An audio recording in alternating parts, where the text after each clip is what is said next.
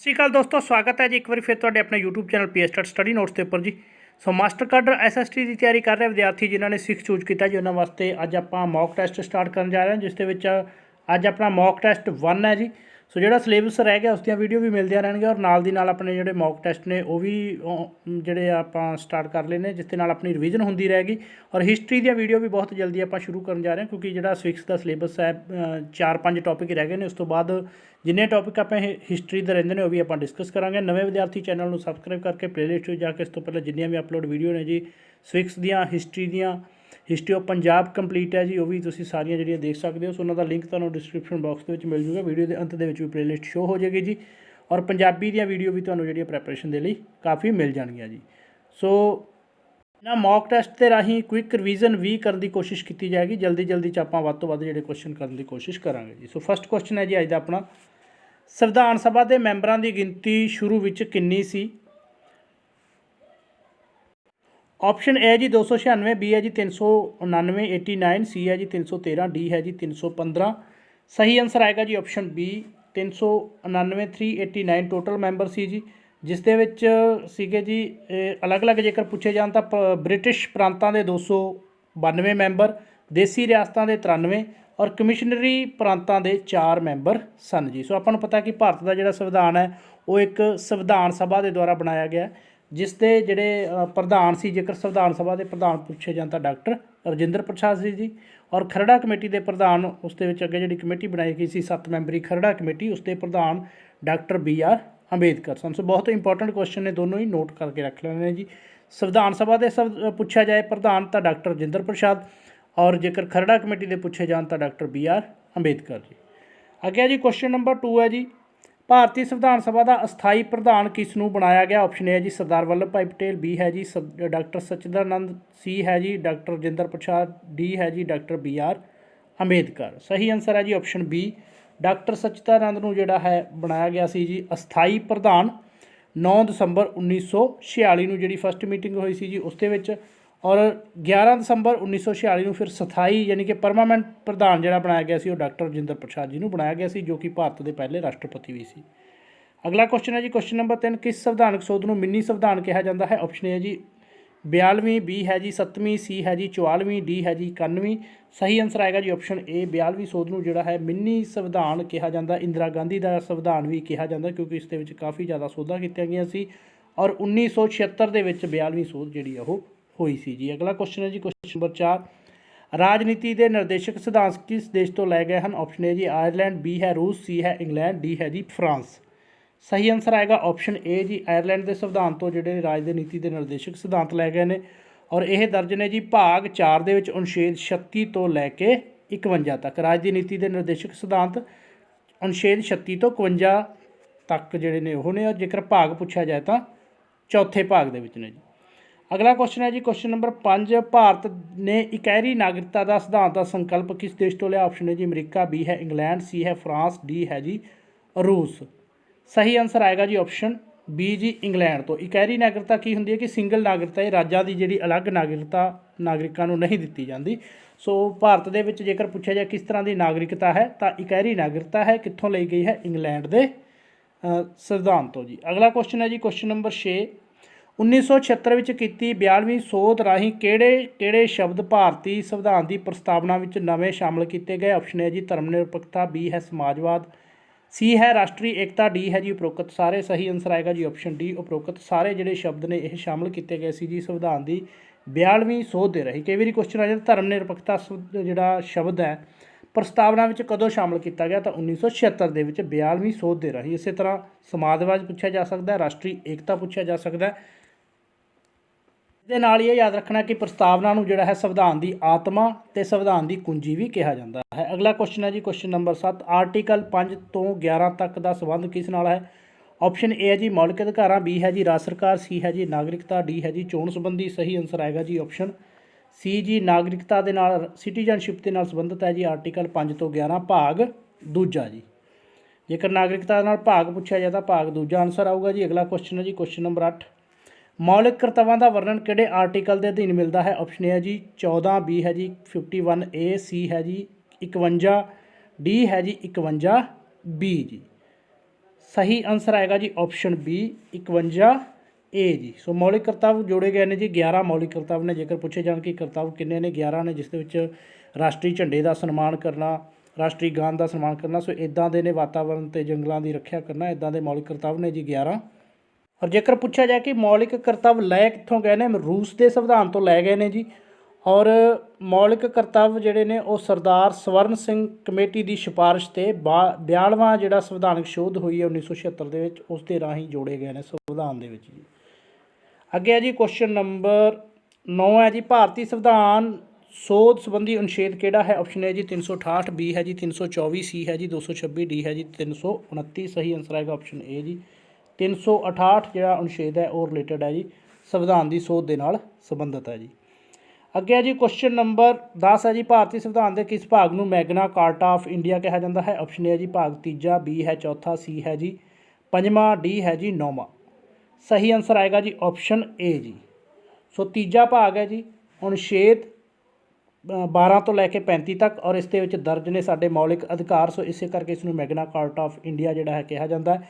ਔਰ ਮੌਲਿਕ ਅਧਿਕਾਰ ਬਹੁਤ ਇੰਪੋਰਟੈਂਟ ਹੈ, ਲਏ ਗਏ ਨੇ ਜੀ ਅਮਰੀਕਾ ਦੇ ਸੰਵਿਧਾਨ ਤੋਂ ਜੀ। ਅਗਲਾ ਕੁਐਸਚਨ ਹੈ ਜੀ ਕੁਐਸਚਨ ਨੰਬਰ 11, ਸੰਪत्ति ਦੇ ਅਧਿਕਾਰ ਨੂੰ ਕਿਸ ਅਨੁਛੇਦ ਦੇ ਅੰਤਰਗਤ ਕਾਨੂੰਨੀ ਅਧਿਕਾਰ ਬਣਾ ਦਿੱਤਾ ਗਿਆ ਹੈ? ਆਪਸ਼ਨ ਹੈ ਜੀ 300, ਬੀ ਹੈ ਜੀ 300 ਏ, ਸੀ ਹੈ ਜੀ 300 ਬੀ, ਡੀ ਹੈ ਜੀ 300 ਸੀ। ਸਹੀ ਆਨਸਰ ਆਏਗਾ ਆਪਸ਼ਨ ਬੀ ਜੀ।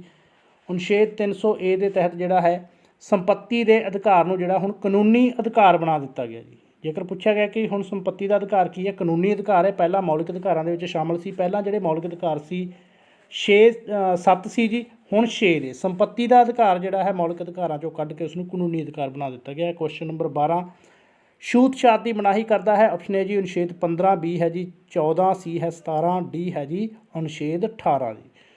ਸਹੀ ਆਨਸਰ ਹੈ ਜੀ ਆਪਸ਼ਨ ਸੀ ਜੀ। ਅਨੁਛੇਦ 17 ਜਿਹੜਾ ਹੈ ਛੂਤ ਛਾਤ ਦੀ ਮਨਾਹੀ ਕਰਦਾ ਹੈ ਜੀ। ਔਰ ਅਨੁਛੇਦ 14 ਜਿਹੜਾ ਕਾਨੂੰਨ ਦੇ ਸਾਹਮਣੇ ਸਮਾਨਤਾ ਦਿੰਦਾ ਹੈ।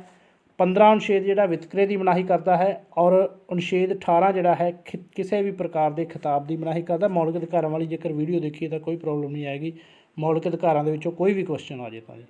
ਕੁਐਸਚਨ ਨੰਬਰ ਅੱਗੇ 13 ਜੀ, ਸਿੱਖਿਆ ਦਾ ਅਧਿਕਾਰ ਕਦੋਂ ਲਾਗੂ ਕੀਤਾ ਗਿਆ? ਆਪਸ਼ਨ ਹੈ ਜੀ 4 ਅਗਸਤ 2009, ਬੀ ਹੈ ਜੀ 1 ਅਪ੍ਰੈਲ 2009, ਸੀ ਹੈ ਜੀ 1 ਅਪ੍ਰੈਲ 2010, ਡੀ ਹੈ ਜੀ 4 ਅਗਸਤ 2010।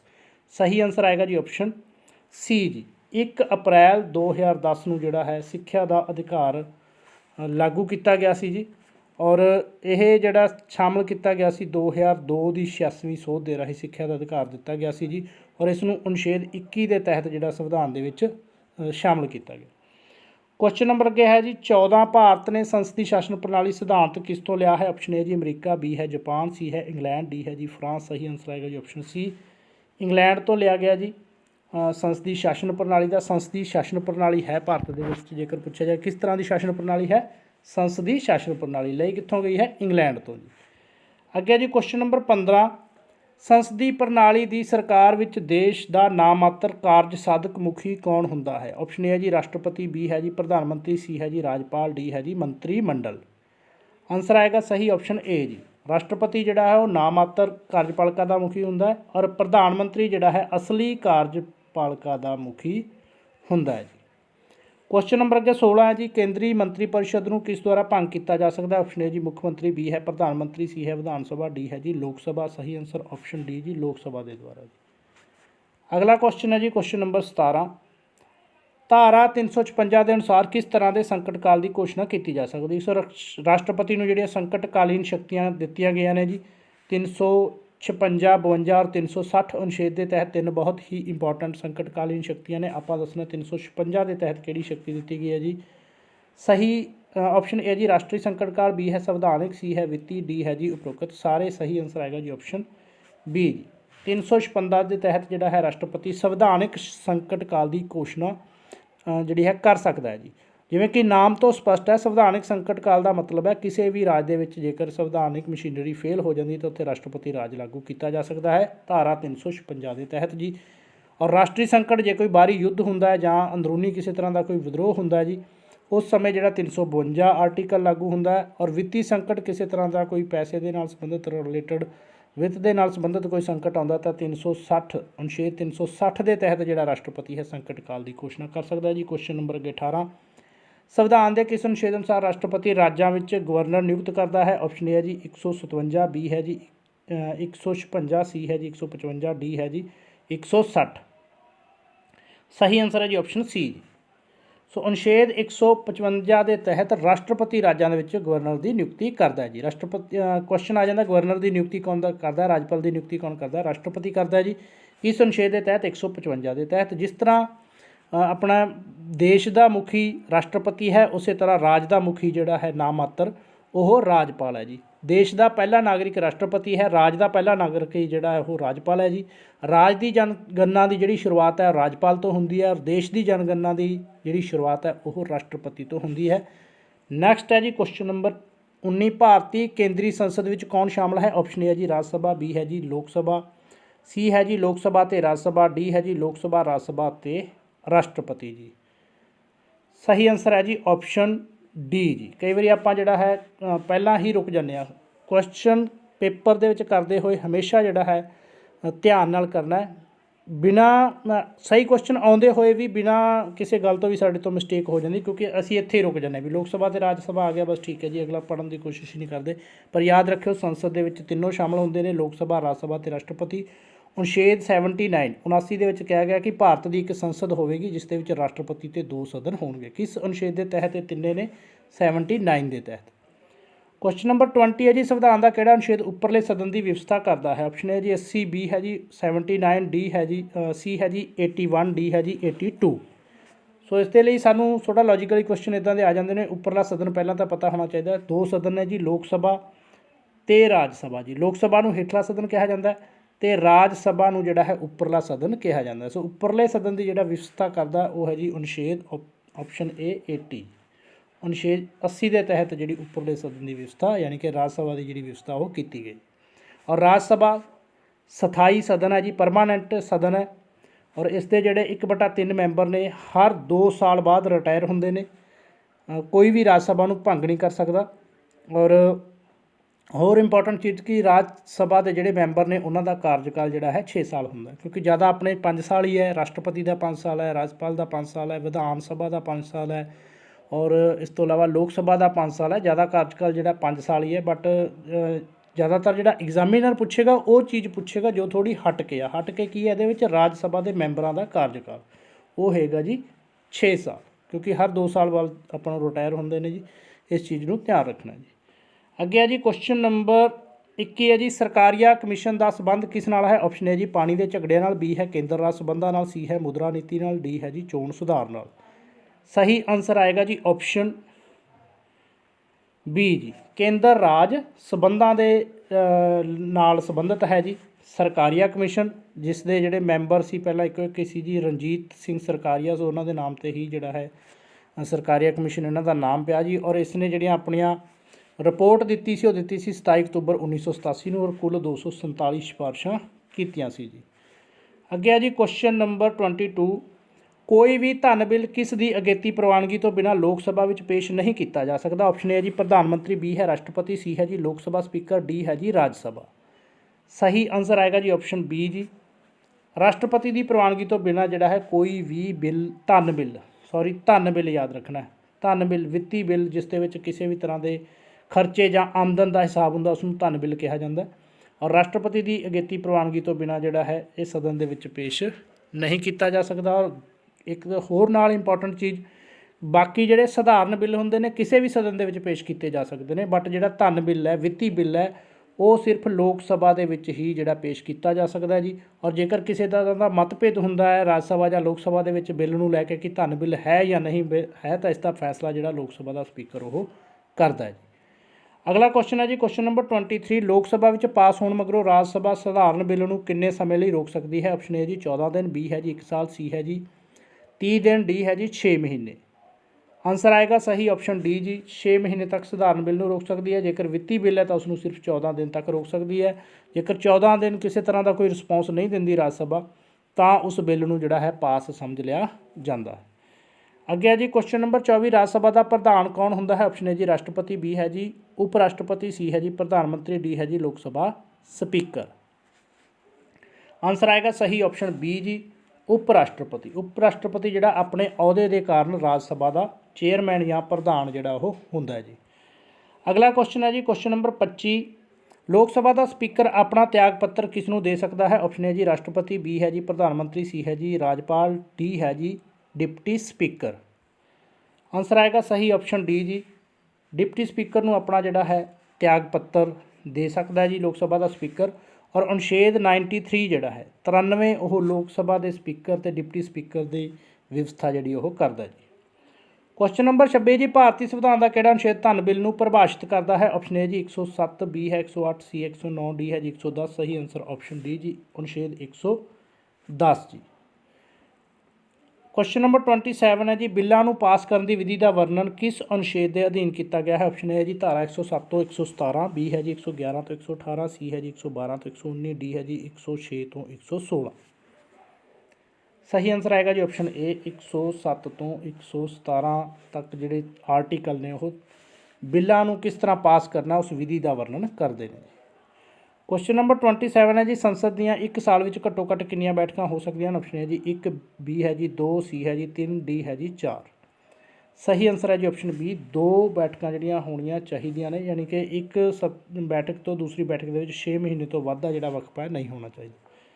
ਕੁਐਸਚਨ ਨੰਬਰ 29 ਹੈ ਜੀ, ਸੰਸਦ ਦਾ ਇਜਲਾਸ ਸ਼ੁਰੂ ਹੋਣ ਤੋਂ ਬਾਅਦ ਆਰਡੀਨੈਂਸ ਕਿੰਨੇ ਸਮੇਂ ਤੱਕ ਲਾਗੂ ਰਹਿ ਸਕਦਾ ਹੈ? ਆਪਸ਼ਨ ਏ ਜੀ 6 ਹਫ਼ਤੇ, ਬੀ ਹੈ ਜੀ 6 ਮਹੀਨੇ, ਸੀ ਹੈ ਜੀ 1 ਸਾਲ, ਡੀ ਹੈ ਜੀ 2 ਸਾਲ। ਇਸ ਕੁਐਸਚਨ ਦਾ ਜਿਹੜਾ ਸਹੀ ਆਨਸਰ ਆਏਗਾ ਜੀ ਆਪਸ਼ਨ ਏ ਜੀ 6 ਮਹੀਨੇ ਦੇ। ਰਾਸ਼ਟਰਪਤੀ ਅਨੁਛੇਦ 123 ਦੇ ਤਹਿਤ ਜਿਹੜਾ ਆਪਾਂ ਨੂੰ ਪਤਾ ਹੈ ਕਿ ਜਿਹੜਾ ਅਧਿਆਦੇਸ਼ ਹੈ ਆਰਡੀਨੈਂਸ ਜਾਰੀ ਕਰ ਸਕਦਾ ਹੈ, ਬਟ ਜਦੋਂ ਸੰਸਦ ਦਾ ਇਜਲਾਸ ਸ਼ੁਰੂ ਹੋ ਜਾਂਦਾ ਤਾਂ ਉਸ ਤੋਂ ਬਾਅਦ ਜਿਹੜਾ ਹੈ ਆਰਡੀਨੈਂਸ 6 ਹਫ਼ਤੇ ਤੱਕ ਜਿਹੜਾ ਹੈ ਲਾਗੂ ਰਹਿ ਸਕਦਾ। ਸੋ 6 ਹਫ਼ਤੇ ਦੇ ਅੰਦਰ ਅੰਦਰ ਉਸ ਨੂੰ ਜਿਹੜਾ ਹੈ ਉਹਦੇ ਵਿੱਚ ਪੇਸ਼ ਕਰਨਾ ਸੰਸਦ 'ਚ ਜ਼ਰੂਰੀ ਹੁੰਦਾ ਹੈ। ਕੁਐਸਚਨ ਨੰਬਰ 30 ਹੈ ਜੀ, ਭਾਰਤ ਦਾ ਪਹਿਲਾ ਪ੍ਰਧਾਨ ਮੰਤਰੀ ਜਿਸ ਨੇ ਆਪਣੇ ਕਾਰਜਕਾਲ ਦੌਰਾਨ ਤਿਆਗ ਪੱਤਰ ਦਿੱਤਾ? ਆਪਸ਼ਨ ਏ ਜੀ ਸ਼੍ਰੀਮਤੀ ਇੰਦਰਾ ਗਾਂਧੀ, ਬੀ ਹੈ ਮੁਰਾਰਜੀ ਦੇਸਾਈ, ਸੀ ਹੈ ਜੀ ਅਟਲ ਬਿਹਾਰੀ ਵਾਜਪਾਈ, ਡੀ ਹੈ ਜੀ ਸ਼੍ਰੀ HD ਦੇਵੇਗੌੜਾ। ਸਹੀ ਆਨਸਰ ਆਪਸ਼ਨ ਬੀ ਹੈ ਜੀ ਸ਼੍ਰੀ ਮੁਰਾਰਜੀ ਦੇਸਾਈ। ਅਗਲਾ ਕੁਐਸਚਨ ਹੈ ਜੀ, ਕੁਐਸਚਨ ਨੰਬਰ 31, ਕਿਸੇ ਵੀ ਰਾਜ ਦਾ ਰਾਜਪਾਲ ਬਣਨ ਲਈ ਘੱਟੋ ਘੱਟ ਉਮਰ ਕਿੰਨੀ ਹੋਣੀ ਚਾਹੀਦੀ ਹੈ? ਆਪਸ਼ਨ ਏ ਜੀ 30 ਸਾਲ, ਬੀ ਹੈ ਜੀ 25 ਸਾਲ, ਸੀ ਹੈ 35 ਸਾਲ, ਡੀ ਹੈ ਜੀ 40 ਸਾਲ। ਇੰਪੋਰਟੈਂਟ ਕੁਐਸਚਨ ਹੈ, ਇੱਕ ਕੁਐਸਚਨ ਇਸ 'ਚੋਂ ਜਿਹੜਾ ਐਗਜ਼ਾਮ 'ਚ ਜ਼ਰੂਰ ਆ ਜਾਂਦਾ। ਆਨਸਰ ਹੋਏਗਾ ਜੀ ਆਪਸ਼ਨ ਸੀ ਜੀ। ਰਾਜਪਾਲ ਅਤੇ ਰਾਸ਼ਟਰਪਤੀ ਲਈ ਜਿਹੜੀ ਹੈ ਉਮਰ 35 ਸਾਲ, ਔਰ ਵਿਧਾਨ ਪਰਿਸ਼ਦ ਅਤੇ ਰਾਜ ਸਭਾ ਦੇ ਲਈ 30 ਸਾਲ, ਔਰ ਲੋਕ ਸਭਾ ਦੇ ਲਈ ਜਿਹੜਾ ਹੈ 25 ਸਾਲ। ਸੋ ਲੋਕ ਸਭਾ ਦਾ ਔਰ ਵਿਧਾਨ ਸਭਾ ਦਾ ਇਲੈਕਸ਼ਨ ਲੜਨ ਦੇ ਲਈ 25 ਸਾਲ ਹੋਣੀ ਚਾਹੀਦੀ ਹੈ, ਔਰ ਪੰਚਾਇਤ ਦੇ ਲਈ ਚੋਣ ਲੜਨ ਦੇ ਲਈ, ਮੈਂਬਰੀ ਦੇ ਲਈ ਜਾਂ ਸਰਪੰਚ ਦੇ ਲਈ ਚੋਣ ਲੜਨ ਦੇ ਲਈ 21 ਸਾਲ ਘੱਟੋ ਘੱਟ ਜਿਹੜੀ ਉਮਰ ਹੋਣੀ ਜ਼ਰੂਰੀ ਹੈ ਜੀ। ਸੋ ਇੱਕ ਵਾਰੀ ਰਿਪੀਟ ਕਰ ਦੇਣਾ, ਇੰਪੋਰਟੈਂਟ ਹੈ, ਏਜ ਵਾਲੇ 'ਚੋਂ ਹਰ ਵਾਰ ਕੁਐਸਚਨ ਆਉਂਦਾ। ਸੋ ਪਿੰਡ ਪੱਧਰ ਤੋਂ ਆਪਾਂ ਸਟਾਰਟ ਕਰਾਂਗੇ। ਪਿੰਡ ਪੱਧਰ 'ਤੇ ਚੋਣ ਲੜਨੀ, ਪੰਚਾਇਤੀ ਚੋਣ ਲੜਨੀ 21 ਸਾਲ ਜੀ। ਉਸ ਤੋਂ ਬਾਅਦ ਵਿਧਾਨ ਪਰਿਸ਼ਦ ਅਤੇ ਵਿਧਾਨ ਸਭਾ, ਸੋ ਦੋਨਾਂ ਦੇ ਲਈ 25 ਸਾਲ ਜੀ, ਜਿਨ੍ਹਾਂ ਦੀ ਜਿਹੜੀ ਡਾਇਰੈਕਟ ਇਲੈਕਸ਼ਨ ਹੁੰਦੀ ਹੈ ਵਿਧਾਨ ਸਭਾ ਦੀ ਵੀ ਔਰ ਲੋਕ ਸਭਾ ਦੀ ਵੀ। ਉਸ ਤੋਂ ਬਾਅਦ ਆ ਜਾਂਦੇ ਨੇ ਵਿਧਾਨ ਪਰਿਸ਼ਦ ਅਤੇ ਰਾਜ ਸਭਾ, ਦੋਵੇਂ ਸਥਾਈ ਸਦਨ ਨੇ ਜੀ, ਦੋਨਾਂ ਵਾਸਤੇ ਉਮਰ ਜਿਹੜੀ 30 ਸਾਲ ਲਈ। ਔਰ ਦੋਨੋਂ ਜਿਹੜੇ ਨਾ ਮਾਤਰ ਮੁਖੀਆ ਨੇ ਰਾਜ ਦੇ ਔਰ ਦੇਸ਼ ਦੇ, ਰਾਸ਼ਟਰਪਤੀ ਅਤੇ ਰਾਜਪਾਲ, ਉਹਨਾਂ ਵਾਸਤੇ ਏਜ ਜਿਹੜੀ ਹੈ 35 ਸਾਲ ਘੱਟੋ ਘੱਟ ਹੋਣੀ ਚਾਹੀਦੀ ਹੈ ਇਲੈਕਸ਼ਨ ਲੜਨ ਵਾਸਤੇ। ਅਗਲਾ ਕੁਐਸਚਨ ਹੈ ਜੀ, ਕੁਐਸਚਨ ਨੰਬਰ 32, ਰਾਜ ਵਿਧਾਨ ਮੰਡਲ ਦੇ ਉੱਪਰਲੇ ਸਦਨ ਨੂੰ ਕੀ ਕਹਿੰਦੇ ਹਨ? ਆਪਸ਼ਨ ਹੈ ਜੀ ਵਿਧਾਨ ਪਰਿਸ਼ਦ, ਬੀ ਹੈ ਜੀ ਵਿਧਾਨ ਸਭਾ, ਸੀ ਹੈ ਜੀ ਰਾਜ ਸਭਾ, ਡੀ ਹੈ ਜੀ ਲੋਕ ਸਭਾ। ਸਹੀ ਆਨਸਰ ਹੈ ਜੀ ਆਪਸ਼ਨ ਏ ਜੀ। ਸੋ ਕੁਝ ਰਾਜਾਂ ਦੇ ਵਿੱਚ ਹੈ ਜੀ, ਮੇਰੇ ਖਿਆਲ ਹੁਣ 6 ਰਾਜਾਂ ਦੇ ਵਿੱਚ ਹੈ ਵਿਧਾਨ ਪਰਿਸ਼ਦ। ਪਹਿਲਾਂ ਜੰਮੂ ਕਸ਼ਮੀਰ ਦੇ ਵਿੱਚ ਵੀ ਵਿਧਾਨ ਪਰਿਸ਼ਦ ਸੀ, ਬਟ ਉਹ ਜਿਹੜੀ ਹੈ ਹੁਣ ਤੁਹਾਨੂੰ ਪਤਾ ਕਿ ਕੇਂਦਰ ਸ਼ਾਸਤ ਪ੍ਰਦੇਸ਼ ਬਣ ਗਿਆ ਜੀ ਜੰਮੂ ਕਸ਼ਮੀਰ। ਸੋ ਕੁਝ ਰਾਜ ਨੇ ਜਿਨ੍ਹਾਂ 'ਚ 2 ਸਦਨੀ ਵਿਧਾਨ ਪਾਲਕ ਹੈ, ਵਿਧਾਨ ਪਰਿਸ਼ਦ ਅਤੇ ਵਿਧਾਨ ਸਭਾ ਜੀ। 6 ਹੋਣਗੇ ਹੁਣ ਸ਼ਾਇਦ। ਔਰ ਬਾਕੀ ਦੇ ਜਿਹੜੇ ਰਾਜ ਨੇ ਉਹਨਾਂ ਦੇ ਵਿੱਚ 1 ਸਦਨੀ ਹੈ, ਜਿਵੇਂ ਪੰਜਾਬ ਦੇ ਵਿੱਚ 1 ਸਦਨੀ ਹੈ, ਇਕੱਲੀ ਵਿਧਾਨ ਸਭਾ ਹੈ, ਵਿਧਾਨ ਪਰਿਸ਼ਦ ਨਹੀਂ ਹੈ। ਔਰ ਵਿਧਾਨ ਪਰਿਸ਼ਦ ਜਿਹੜਾ ਹੈ ਰਾਜ ਸਭਾ ਵਾਂਗੂ ਉੱਪਰਲਾ ਸਦਨ ਹੈ, ਔਰ ਵਿਧਾਨ ਸਭਾ ਜਿਹੜੀ ਹੈ ਉਹ ਹੇਠਲਾ ਸਦਨ ਹੈ। ਸੋ ਇਸੇ ਤਰ੍ਹਾਂ ਰਾਜ ਸਭਾ ਉੱਪਰਲਾ ਸਦਨ ਹੈ, ਲੋਕ ਸਭਾ ਜਿਹੜੀ ਹੈ ਉਹ ਹੇਠਲਾ ਸਦਨ ਹੈ। ਅਗਲਾ ਕੁਐਸਚਨ ਹੈ ਜੀ, ਕੁਐਸਚਨ ਨੰਬਰ 33, ਪੰਜਾਬ ਵਿਧਾਨ ਸਭਾ ਦੀਆਂ ਸੀਟਾਂ ਕਿੰਨੀਆਂ ਹਨ? ਆਪਸ਼ਨ ਏ ਜੀ 7, ਬੀ ਹੈ 13, ਸੀ ਹੈ 17, ਡੀ ਹੈ ਜੀ 250। ਬਹੁਤ ਇੰਪੋਰਟੈਂਟ ਕੁਐਸਚਨ ਹੈ, ਪਤਾ ਹੋਣਾ ਚਾਹੀਦਾ ਹੈ। ਤਾਂ ਵਿਧਾਨ ਸਭਾ ਦੀਆਂ ਜਿਹੜੇ ਸੀਟਾਂ ਨੇ 117 ਨੇ ਜੀ, ਔਰ ਲੋਕ ਸਭਾ ਦੀਆਂ ਜਿਹੜੀਆਂ ਨੇ ਉਹ 13 ਨੇ ਜੀ, ਔਰ ਰਾਜ ਸਭਾ ਦੀਆਂ 7 ਨੇ ਜੀ। ਅਗਲਾ ਕੁਐਸਚਨ ਹੈ ਜੀ, ਕੁਐਸਚਨ ਨੰਬਰ 34, ਭਾਰਤੀ ਸੰਵਿਧਾਨ ਦੇ ਕਿਹੜੇ ਭਾਗ ਵਿੱਚ ਸੁਪਰੀਮ ਕੋਰਟ ਦੀ ਵਿਵਸਥਾ ਕੀਤੀ ਗਈ ਹੈ? ਆਪਸ਼ਨ ਹੈ ਜੀ 3, ਬੀ ਹੈ ਜੀ 4, ਸੀ ਹੈ ਜੀ 5, ਡੀ ਹੈ ਜੀ 7। ਸੋ ਸਭ ਤੋਂ ਉੱਚੀ ਜਿਹੜੀ ਸਾਡੀ ਨਿਆਇਕ ਸੰਸਥਾ ਉਹ ਸੁਪਰੀਮ ਕੋਰਟ ਹੈ ਜੀ, ਜੋ ਕਿ ਦਿੱਲੀ ਦੇ ਵਿੱਚ ਹੈ। ਔਰ ਇਸ ਦੀ ਜਿਹੜੀ ਵਿਵਸਥਾ ਕੀਤੀ ਗਈ ਹੈ ਆਪਸ਼ਨ ਸੀ ਜੀ ਭਾਗ 5ਵੇਂ ਦੇ ਵਿੱਚ ਔਰ ਅਨੁਛੇਦ 124 ਤੋਂ 147 ਤੱਕ ਜੀ। ਅੱਗੇ ਹੈ ਜੀ ਕੁਐਸਚਨ ਨੰਬਰ, ਇੱਥੇ ਹੋਰ ਇੰਪੋਰਟੈਂਟ ਕੁਐਸਚਨ ਹੈ ਜੀ, ਤੀਜਾ ਸਦਨ ਕਿਹਾ ਜਾਂਦਾ ਸੁਪਰੀਮ ਕੋਰਟ ਨੂੰ। ਜੇਕਰ ਪੁੱਛਿਆ ਜਾਏ ਕਿ ਭਾਰਤੀ ਸੰਸਦ ਦਾ ਤੀਜਾ ਸਦਨ ਕਿਸ ਨੂੰ ਕਿਹਾ ਜਾਂਦਾ ਤਾਂ ਉਹ ਵੀ ਸੁਪਰੀਮ ਕੋਰਟ ਨੂੰ ਕਿਹਾ ਜਾਂਦਾ। ਸੋ ਇਹ ਆਪਾਂ ਚੀਜ਼ਾਂ ਸਾਰੀਆਂ ਡਿਸਕਸ ਕੀਤੀਆਂ ਹੋਈਆਂ ਨੇ ਜੀ। ਜੇਕਰ ਨਵੇਂ ਸਟੂਡੈਂਟ ਹੈ ਤਾਂ ਪੁਰਾਣੀਆਂ ਵੀਡੀਓ ਜ਼ਰੂਰ ਦੇਖ ਲਿਓ ਜੀ। ਕੁਐਸਚਨ ਨੰਬਰ 35 ਹੈ ਜੀ, ਪੰਜਾਬ ਦੀ ਪਹਿਲੀ ਮਹਿਲਾ ਮੁੱਖ ਮੰਤਰੀ ਕੌਣ ਸੀ? ਆਪਸ਼ਨ ਹੈ ਜੀ ਮੀਰਾ ਕੁਮਾਰ, ਬੀ ਹੈ ਜੀ ਸੁਚੇਤਾ ਕਿਰਪਲਾਨੀ, ਸੀ ਹੈ ਜੀ ਸਰੋਜਨੀ ਨਾਇਡੂ, ਡੀ ਹੈ ਜੀ ਰਜਿੰਦਰ ਕੌਰ ਭੱਠਲ ਜੀ। ਆਨਸਰ ਆਏਗਾ option D G, Rajinder Kaur Bhattal ਜਿਹੜੀ ਪਹਿਲੀ ਮਹਿਲਾ ਮੁੱਖ ਮੰਤਰੀ ਸੀ ਔਰ ਪਹਿਲੇ ਮੁੱਖ ਮੰਤਰੀ ਸੀਗੇ ਆਪਣੇ ਪੰਜਾਬ ਦੇ ਗੋਪੀ ਚੰਦ ਭਾਰਗਵ ਜੀ। ਇੰਪੋਰਟੈਂਟ ਹੈ ਜੀ, ਕਈ ਵਾਰ ਜਿਹੜਾ ਕੁਐਸਚਨ ਇੱਥੇ ਇੱਦਾਂ ਦਾ ਵੀ ਆ ਜਾਂਦਾ ਅੱਗੇ ਜਿਵੇਂ ਆਪਣਾ। ਔਰ ਇਸ ਤੋਂ ਇਲਾਵਾ ਜੇਕਰ ਤੁਸੀਂ ਯਾਦ ਰੱਖੋ ਕਿ ਪੂਰੇ ਭਾਰਤ ਦੀ ਪੁੱਛੀ ਜਾਏ ਤਾਂ ਉੱਤਰ ਪ੍ਰਦੇਸ਼ ਦੀ ਮੁੱਖ ਮੰਤਰੀ ਸੀ ਪਹਿਲੀ ਮਹਿਲਾ ਸੁਚੇਤਾ ਕਿਰਪਲਾਨੀ ਜੀ। ਜੇਕਰ ਪੁੱਛਿਆ ਜਾਏ ਕਿ ਪੂਰੇ ਭਾਰਤ ਦੀ ਪੁੱਛੀ ਜਾਏ ਕਿ ਭਾਰਤ ਦੀ ਪਹਿਲੀ ਮਹਿਲਾ ਮੁੱਖ ਮੰਤਰੀ ਕੌਣ ਸੀ, ਉਹ ਸੀ ਉੱਤਰ ਪ੍ਰਦੇਸ਼ ਦੇ ਵਿੱਚ ਸੁਚੇਤਾ ਕਿਰਪਲਾਨੀ ਜੀ। ਕੁਐਸਚਨ ਨੰਬਰ ਗਿਆ ਜੀ 36, ਮਾਇਆਵਤੀ ਕਿਸ ਰਾਜ ਨਾਲ ਸੰਬੰਧਿਤ ਹੈ? ਆਪਸ਼ਨ ਹੈ ਜੀ ਰਾਜਸਥਾਨ, ਬੀ ਹੈ ਜੀ ਉੱਤਰ ਪ੍ਰਦੇਸ਼, ਸੀ ਹੈ ਮੱਧ ਪ੍ਰਦੇਸ਼, ਡੀ ਹੈ ਜੀ ਆਂਧਰਾ ਪ੍ਰਦੇਸ਼। ਆਨਸਰ ਆਏਗਾ ਬੀ ਜੀ, ਉੱਤਰ ਪ੍ਰਦੇਸ਼ ਦੀ ਮੁੱਖ ਮੰਤਰੀ ਰਹੀ ਹੈ ਜੀ ਮਾਇਆਵਤੀ। ਇੱਦਾਂ ਦੇ ਕੁਐਸਚਨ ਪਹਿਲਾਂ ਆਏ ਹੋਏ ਨੇ ਤਾਂ ਕਰਕੇ ਕੁਐਸਚਨ ਪਾਏ ਨੇ। ਜਿਵੇਂ ਇੱਕ ਐਗਜ਼ਾਮ ਦੇ ਵਿੱਚ ਪੁੱਛਿਆ ਹੋਇਆ ਸੀ ਜੈ ਲਲਿਤਾ ਕਿਸ ਰਾਜ ਦੇ ਨਾਲ ਸੰਬੰਧਿਤ ਹੈ? ਤਾਮਿਲਨਾਡੂ ਦੇ ਨਾਲ। ਮਮਤਾ ਬੈਨਰਜੀ ਇਸੇ ਤਰ੍ਹਾਂ ਪੱਛਮੀ ਬੰਗਾਲ ਦੇ ਨਾਲ। ਵਸੁੰਧਰਾ ਰਾਜੇ ਰਾਜਸਥਾਨ ਦੇ ਨਾਲ। ਸੋ ਇਹ ਚੀਜ਼ਾਂ ਇੰਪੋਰਟੈਂਟ ਨੇ ਜੀ। ਸੋ ਇਹਨਾਂ ਨੂੰ ਵੀ ਜ਼ਰੂਰ ਆਪਣੇ ਮਾਈਂਡ ਦੇ ਵਿੱਚ ਰੱਖਣਾ। ਖਬਰਾਂ ਜਿਹੜੀਆਂ ਜ਼ਰੂਰ ਸੁਣ ਲਿਆ ਕਰੋ ਕਰੰਟ ਅਫੇਅਰਸ ਦੇ ਲਈ, ਉਸ ਦੇ ਨਾਲ ਆਪਾਂ ਨੂੰ ਸਾਰੀਆਂ ਇਹਨਾਂ ਚੀਜ਼ਾਂ ਦਾ ਪਤਾ ਲੱਗਦਾ ਰਹੇਗਾ ਜੀ। ਕੁਐਸਚਨ ਨੰਬਰ ਅੱਗੇ ਹੈ ਜੀ 37, ਨਿਆਂਪਾਲਿਕਾ ਦੀ ਵਿਧਾਨਪਾਲਿਕਾ ਦੇ ਕਾਨੂੰਨਾਂ ਜਾਂ ਕਾਰਜਪਾਲਿਕਾ ਦੇ ਆਦੇਸ਼ਾਂ ਨੂੰ ਰੱਦ ਕਰਨ ਦੀ ਸ਼ਕਤੀ ਨੂੰ ਕੀ ਕਹਿੰਦੇ ਹਨ? ਆਪਸ਼ਨ ਏ ਜੀ ਪਬਲਿਕ ਹਿੱਤ, ਲਿਟੀਗੇਸ਼ਨ, ਬੀ ਹੈ ਜੀ ਨਿਆਇਕ ਪੁਨਰ ਨਿਰੀਖਣ, ਸੀ ਹੈ ਜੀ ਮੌਲਿਕ ਅਧਿਕਾਰ ਖੇਤਰ, ਡੀ ਹੈ ਜੀ ਅਪੀਲੀ ਅਧਿਕਾਰ ਖੇਤਰ ਜੀ। ਆਨਸਰ ਆਏਗਾ ਜੀ ਆਪਸ਼ਨ ਬੀ, ਨਿਆਇਕ ਪੁਨਰ ਨਿਰੀਖਣ ਕਿਹਾ ਜਾਂਦਾ ਜੀ। ਸੋ ਨਿਆਇਕ ਪੁਨਰ ਨਿਰੀਖਣ ਕੀ ਹੈ? ਨਿਆਂਪਾਲਿਕਾ ਨੂੰ ਪਾਵਰ ਮਿਲੀ ਹੋਈ ਹੈ ਕਿ ਕੋਈ ਵੀ ਕਾਰਜਪਾਲਿਕਾ ਕੋਈ ਅਜਿਹਾ ਆਦੇਸ਼ ਜਾਰੀ ਕਰਦੀ ਹੈ ਜਾਂ ਵਿਧਾਨਪਾਲਿਕਾ ਅਜਿਹਾ ਕਾਨੂੰਨ ਪਾਸ ਕਰਦੀ ਹੈ ਜਿਹੜਾ ਕਿ ਸੰਵਿਧਾਨ ਦੇ ਵਿਰੋਧ ਦੇ ਵਿੱਚ ਹੈ, ਤਾਂ ਨਿਆਂਪਾਲਿਕਾ ਜਿਹੜੀ ਹੈ ਉਸ ਕਾਨੂੰਨ ਨੂੰ, ਉਸ ਜਿਹੜਾ ਹੈ ਆਦੇਸ਼ ਨੂੰ ਰੱਦ ਕਰ ਸਕਦੀ। ਸੋ ਉਸ ਸ਼ਕਤੀ ਨੂੰ ਜਿਹੜਾ ਹੈ ਨਿਆਇਕ ਪੁਨਰ ਨਿਰੀਖਣ ਕਿਹਾ ਜਾਂਦਾ। ਕੁਐਸਚਨ ਨੰਬਰ 38 ਹੈ ਜੀ, ਸਭ ਤੋਂ ਪਹਿਲੀ ਵਾਰ ਪੰਚਾਇਤੀ ਰਾਜ ਦੀ ਸਥਾਪਨਾ ਕਦੋਂ ਕੀਤੀ ਗਈ? ਆਪਸ਼ਨ ਏ 2 ਅਕਤੂਬਰ 1958, ਬੀ ਹੈ ਜੀ 2 ਅਕਤੂਬਰ 1952, ਸੀ ਹੈ ਜੀ 2 ਅਕਤੂਬਰ 1959 59 ਜੀ, ਡੀ ਹੈ 2 ਅਕਤੂਬਰ 1960। ਤਾਂ ਇਸ ਦਾ ਜਿਹੜਾ ਸਹੀ ਆਨਸਰ ਆਏਗਾ ਜੀ ਆਪਸ਼ਨ ਸੀ ਜੀ 2 ਅਕਤੂਬਰ। ਤਾਂ ਆਪਾਂ ਗਾਂਧੀ ਜੀ ਦੇ ਜਨਮ ਦਿਨ ਤੋਂ ਜ਼ਿਆਦਾ ਯਾਦ ਰੱਖ ਸਕਦੇ ਹਾਂ ਜੀ, ਗਾਂਧੀ ਜਯੰਤੀ ਤੋਂ 2 ਅਕਤੂਬਰ। ਸਾਲ ਯਾਦ ਰੱਖਣਾ ਜੀ 1959। ਔਰ ਇਹ ਜਿਹੜੇ ਰਾਜਸਥਾਨ ਦੇ ਵਿੱਚ ਪਹਿਲੀ ਵਾਰ ਜਿਹੜੀ ਹੈ ਪੰਚਾਇਤੀ ਰਾਜ ਦੀ ਸਥਾਪਨਾ ਕੀਤੀ ਗਈ ਸੀ ਜੀ ਰਾਜਸਥਾਨ ਦੇ ਨਗੌਰ ਜ਼ਿਲ੍ਹੇ ਦੇ ਵਿੱਚ, ਔਰ ਕੀਤੀ ਸੀ ਜੀ ਪੰਡਿਤ ਜਵਾਹਰ ਲਾਲ ਨਹਿਰੂ ਨੇ। ਉਸ ਸਮੇਂ ਪ੍ਰਧਾਨ ਮੰਤਰੀ ਸੀ ਪੰਡਿਤ ਜਵਾਹਰ ਲਾਲ ਨਹਿਰੂ ਜੀ। ਔਰ ਦੂਜਾ ਰਾਜ ਸੀ ਜੀ ਆਂਧਰਾ ਪ੍ਰਦੇਸ਼। ਕੁਐਸਚਨ ਨੰਬਰ 39 ਹੈ ਜੀ, ਪੰਚਾਇਤੀ ਰਾਜ ਨਾਲ ਸੰਬੰਧਿਤ ਕਮੇਟੀ ਕਿਹੜੀ ਹੈ? ਆਪਸ਼ਨ ਹੈ ਜੀ ਬਲਵੰਤ ਰਾਏ ਜੀ ਮਹਿਤਾ ਕਮੇਟੀ, ਬੀ ਹੈ ਜੀ ਅਸ਼ੋਕ ਮਹਿਤਾ ਕਮੇਟੀ, ਸੀ ਹੈ ਜੀ GVK ਰਾਓ ਕਮੇਟੀ, ਡੀ ਹੈ ਜੀ ਉਪਰੋਕਤ ਸਾਰੀਆਂ ਜੀ। ਆਨਸਰ ਆਏਗਾ ਆਪਸ਼ਨ ਡੀ ਜੀ, ਉਪਰੋਕਤ ਸਾਰੀਆਂ ਜਿਹੜੀਆਂ ਕਮੇਟੀਆਂ ਉਹਨਾਂ ਦਾ ਸੰਬੰਧ ਪੰਚਾਇਤੀ ਰਾਜ ਦੇ ਨਾਲ ਹੈ ਜੀ। ਇਹਦੇ ਵਿੱਚੋਂ ਸਭ ਤੋਂ ਇੰਪੋਰਟੈਂਟ ਹੈ ਬਲਵੰਤ ਰਾਏ ਮਹਿਤਾ ਕਮੇਟੀ ਜੀ। ਇਸ ਦੇ ਨਾਲ ਰਿਲੇਟਡ ਕੁਐਸਚਨ ਆ ਜਾਂਦਾ ਕਿ ਬਲਵੰਤ ਰਾਏ ਮਹਿਤਾ ਕਮੇਟੀ ਦਾ ਸੰਬੰਧ ਕਿਸ ਦੇ ਨਾਲ ਹੈ? ਪੰਚਾਇਤੀ ਰਾਜ ਦੇ ਨਾਲ। ਕੁਐਸਚਨ ਨੰਬਰ ਅੱਗੇ 40 ਹੈ ਜੀ, ਪੰਚਾਇਤੀ ਰਾਜ ਦੀ ਵਿਵਸਥਾ ਕਿਸ ਦੁਆਰਾ ਕੀਤੀ ਗਈ ਹੈ? ਆਪਸ਼ਨ ਹੈ ਜੀ ਰਾਜਨੀਤੀ ਦੇ ਨਿਰਦੇਸ਼ਕ ਸਿਧਾਂਤ, ਬੀ ਹੈ ਜੀ ਮੌਲਿਕ ਅਧਿਕਾਰ, ਸੀ ਹੈ ਜੀ ਮੌਲਿਕ ਕਰਤੱਵ, ਡੀ ਹੈ ਜੀ ਉਪਰੋਕਤ ਸਾਰੇ। ਤਾਂ ਇਹਦਾ ਸਹੀ ਆਨਸਰ ਹੈ ਜੀ ਆਪਸ਼ਨ ਏ ਜੀ, ਰਾਜ ਦੀ ਨੀਤੀ ਦੇ ਨਿਰਦੇਸ਼ਕ ਸਿਧਾਂਤਾਂ ਦੇ ਅਨੁਸਾਰ ਅਨੁਛੇਦ 40 ਦੇ ਅੰਤਰਗਤ ਜਿਹੜੀ ਇਹ ਗੱਲ ਕਹੀ ਗਈ ਹੈ ਕਿ ਜਿਹੜਾ ਰਾਜਾਂ ਨੂੰ ਇਹ ਦਿਸ਼ਾ ਆਪਾਂ ਕਹਿ ਸਕਦੇ ਕਿ ਨਿਰਦੇਸ਼ ਦਿੱਤੇ ਗਏ ਨੇ ਕਿ ਗ੍ਰਾਮ ਪੰਚਾਇਤਾਂ ਦੀ ਜਿਹੜੀ ਸਥਾਪਨਾ ਕਰਨਗੇ।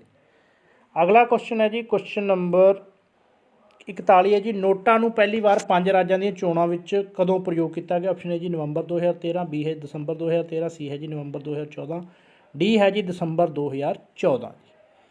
ਸਹੀ ਆਨਸਰ ਹੈ ਜੀ ਆਪਸ਼ਨ ਏ ਜੀ, ਨਵੰਬਰ 2014 ਦੇ ਵਿੱਚ। ਪਹਿਲਾਂ ਤਾਂ ਨੋਟਾ ਪਤਾ ਹੋਣਾ ਚਾਹੀਦਾ ਜੀ, ਨੋਟਾ ਕਹਿੰਦਾ ਨਨ ਆਫ ਦਾ ਅਬਵ, ਸ਼ਾਇਦ ਨਨ ਆਫ ਦਾ ਅਬਵ ਜੀ, ਵੀ ਇਹਨਾਂ ਵਿੱਚੋਂ ਕੋਈ ਵੀ ਨਹੀਂ। ਨੋਟਾ ਦੀ ਆਪਸ਼ਨ ਦਿੱਤੀ ਗਈ ਸੀ। ਜੇਕਰ ਆਪਾਂ ਕਿਸੇ ਨੂੰ ਵੀ ਵੋਟ ਨਹੀਂ ਪਾਉਣਾ ਚਾਹੁੰਦੇ ਤਾਂ ਨੋਟਾ ਦਾ ਬਟਨ ਜਿਹੜਾ ਦਬਾ ਸਕਦੇ ਆ ਜੀ। ਔਰ ਇਹਦੀ ਫੁੱਲ ਫਾਰਮ ਪਤਾ ਹੋਣਾ ਚਾਹੀਦੀ ਹੈ ਨਨ ਆਫ ਦਾ ਅਬਵ। ਔਰ ਇਹ ਪਹਿਲੀ ਵਾਰ ਨਵੰਬਰ 2013 ਦੇ ਵਿੱਚ 5 ਰਾਜਾਂ ਦੇ ਵਿੱਚ 4 ਰਾਜ ਸੀ, ਕੇਂਦਰ ਸ਼ਾਸਿਤ ਪ੍ਰਦੇਸ਼ ਸੀ ਜੀ। ਉਹਦੇ ਵਿੱਚ ਸੀਗੇ ਛੱਤੀਸਗੜ੍ਹ, ਮਿਜ਼ੋਰਮ, ਰਾਜਸਥਾਨ, ਮੱਧ ਪ੍ਰਦੇਸ਼ ਅਤੇ ਦਿੱਲੀ ਕੇਂਦਰ ਸ਼ਾਸਿਤ ਪ੍ਰਦੇਸ਼, ਇਹਨਾਂ ਦੇ ਜਾਂ ਚੋਣਾਂ ਦੇ ਵਿੱਚ ਜਿਹੜਾ ਯੂਜ਼ ਇਹਨਾਂ ਨੂੰ ਕੀਤਾ ਗਿਆ ਸੀ। ਕੁਐਸਚਨ ਨੰਬਰ 42 ਹੈ ਜੀ, ਕਿਸੇ ਪੰਚਾਇਤ ਦੇ ਭੰਗ ਹੋਣ ਦੀ ਸੂਰਤ ਵਿੱਚ ਮੁੜ ਪੰਚਾਇਤੀ ਚੋਣਾਂ ਕਿੰਨੇ ਸਮੇਂ ਵਿੱਚ ਕੀਤੀਆਂ ਹੋਣਗੀਆਂ ਜੀ। ਆਪਸ਼ਨ ਹੈ ਜੀ 3 ਮਹੀਨੇ, ਬੀ ਹੈ 6 ਮਹੀਨੇ, ਸੀ ਹੈ ਜੀ 1 ਮਹੀਨਾ, ਡੀ ਹੈ ਜੀ 4 ਮਹੀਨੇ। ਆਨਸਰ ਆਏਗਾ ਜੀ ਆਪਸ਼ਨ ਬੀ 6 ਮਹੀਨੇ ਜੀ। 6 ਮਹੀਨੇ ਦੇ ਅੰਦਰ ਅੰਦਰ ਜਿਹੜੀਆਂ ਚੋਣਾਂ ਹੋਣੀਆਂ ਜ਼ਰੂਰੀ।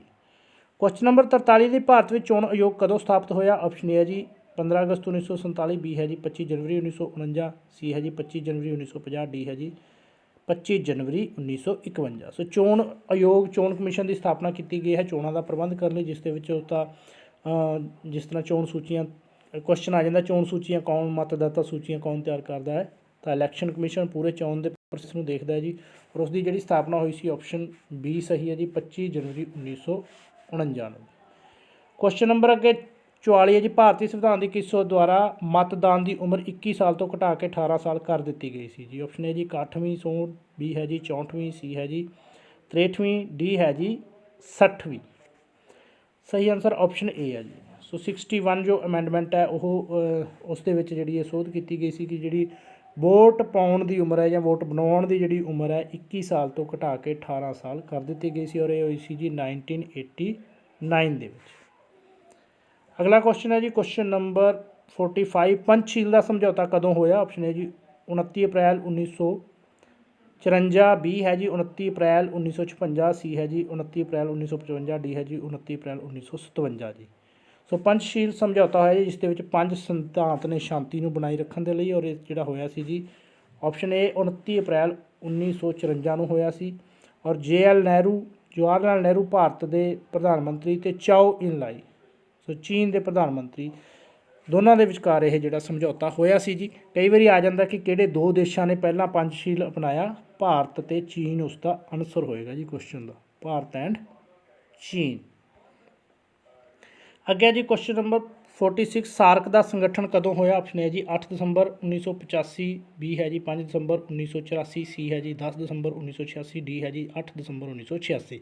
ਪੂਰਾ ਟੌਪਿਕ ਇਸ ਦਾ ਵੀ ਡਿਸਕਸ ਹੈ ਜੀ, ਪੂਰੀ ਇੱਕ ਵੀਡੀਓ ਇਸ ਦੇ ਰਿਲੇਟਡ ਅਪਲੋਡ ਹੈ, ਦੇਖ ਸਕਦੇ ਹੋ ਉਸ ਨੂੰ। ਸਹੀ ਆਨਸਰ ਹੈ ਜੀ ਆਪਸ਼ਨ ਏ 8 ਦਸੰਬਰ 1985 ਨੂੰ ਜਿਹੜਾ ਸਾਰਕ ਦਾ ਸੰਗਠਨ ਹੋਇਆ ਸੀ ਜੀ ਢਾਕਾ ਦੇ ਵਿੱਚ। ਕਿੱਥੇ ਹੋਇਆ ਸੀ? ਢਾਕਾ 'ਚ। ਔਰ ਇਹਦਾ ਹੈੱਡਕੁਆਟਰ ਕਿੱਥੇ ਹੈ ਸਾਰਕ ਦਾ? ਉਹ ਹੈ ਜੀ ਕਾਠਮੰਡੂ ਵਿੱਚ। ਕੁਐਸਚਨ ਨੰਬਰ 47, ਸੰਯੁਕਤ ਰਾਸ਼ਟਰ ਸੰਘ UNO ਦੀ ਸਥਾਪਨਾ ਕਦੋਂ ਹੋਈ। ਆਪਸ਼ਨ ਹੈ ਜੀ 25 ਅਪ੍ਰੈਲ 1945, ਬੀ ਹੈ ਜੀ 28 ਅਕਤੂਬਰ 1946, ਸੀ ਹੈ ਜੀ 24 ਅਕਤੂਬਰ 1945, ਡੀ ਹੈ ਜੀ 24 ਅਕਤੂਬਰ 1946। ਆਨਸਰ ਆਏਗਾ ਜੀ ਆਪਸ਼ਨ ਸੀ 24 ਅਕਤੂਬਰ 1945 ਨੂੰ UNO ਦੀ ਸੰਯੁਕਤ ਰਾਸ਼ਟਰ ਸੰਘ ਦੀ ਜਿਹੜੀ ਸਥਾਪਨਾ ਹੋਈ ਸੀ ਜੀ। ਔਰ ਇਸੇ ਕਰਕੇ 24 ਅਕਤੂਬਰ ਨੂੰ ਜਿਹੜਾ UNO ਦਿਵਸ ਮਨਾਇਆ ਜਾਂਦਾ ਜੀ। ਕਈ ਵਾਰੀ ਕੁਐਸਚਨ ਆਉਂਦਾ UNO ਦਿਵਸ ਕਦੋਂ ਮਨਾਇਆ ਜਾਂਦਾ, ਤਾਂ 24 ਅਕਤੂਬਰ ਨੂੰ ਜੀ। ਔਰ ਇਸ ਦਾ ਜਿਹੜਾ ਹੈੱਡਕੁਆਟਰ ਦੀ ਗੱਲ ਕਰੀਏ ਤਾਂ ਹੈੱਡਕੁਆਟਰ ਇਸ ਦਾ ਇਹ ETT ਦੇ ਵਿੱਚ ਐਗਜ਼ਾਮ 'ਚ ਕੁਐਸਚਨ ਆ ਚੁੱਕਾ ਹੈ ਕਿ UNO ਦਾ ਹੈੱਡਕੁਆਟਰ ਕਿੱਥੇ ਹੈ, ਤਾਂ ਨਿਊਯਾਰਕ 'ਚ। ਇਸ ਦਾ ਵੀ ਪੂਰੀ ਵੀਡੀਓ ਅਪਲੋਡ ਦੇਖ ਲਿਓ ਜੀ। ਔਰ ਸ਼ੁਰੂ ਦੇ ਵਿੱਚ ਇਸ ਦੇ ਮੈਂਬਰ ਜਿਹੜੇ 51 ਸੀ, ਔਰ ਹੁਣ ਜਿਹੜੇ 193 ਮੈਂਬਰ ਨੇ ਜੀ ਇਸ ਦੇ। ਔਰ ਭਾਰਤ ਜਿਹੜਾ ਹੈ UNO ਦਾ ਮੁੱਢਲਾ ਮੈਂਬਰ ਸੀ। ਕਈ ਵਾਰੀ ਕੁਐਸਚਨ ਆਉਂਦਾ ਭਾਰਤ ਕਦੋਂ ਮੈਂਬਰ ਜਿਹੜਾ ਬਣਿਆ, ਤਾਂ ਜਦੋਂ ਇਸ ਦੀ ਸਥਾਪਨਾ ਹੋਈ ਸੀ ਉਸ ਸਮੇਂ ਤੋਂ ਹੀ ਭਾਰਤ ਜਿਹੜਾ ਉਸ ਦਾ ਮੈਂਬਰ ਹੈ ਜੀ।